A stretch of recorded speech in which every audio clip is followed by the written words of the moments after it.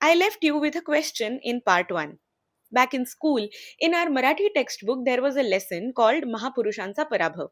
It connects very well to the question that I left you with. What if the way we remember and celebrate our icons like Dr. Ambedkar isn't memory at all, but a quiet collective defeat? The author of that lesson described something like this as the Mahapurushoka Parajay, or defeat of the great figures. And he suggested that this defeat does not really come through direct opposition of the legends, but through a slow and almost invisible process of simplification by their followers.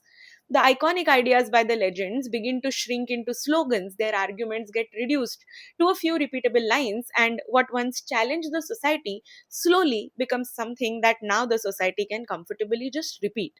This does not happen all at once. It happens through repetition, through selective highlighting, and through the parts that get quoted again and again while others quietly disappear.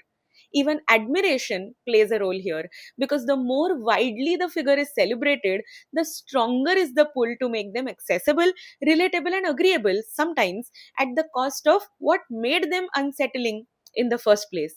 So, what remains is a version that is easy to recognize, easy to circulate, and easy to agree with, but not always easy to question or debate with. And maybe that is the shift that matters the most. Not that Dr. Ambedkar disappears through this all, but the point of view that he becomes harder to argue with.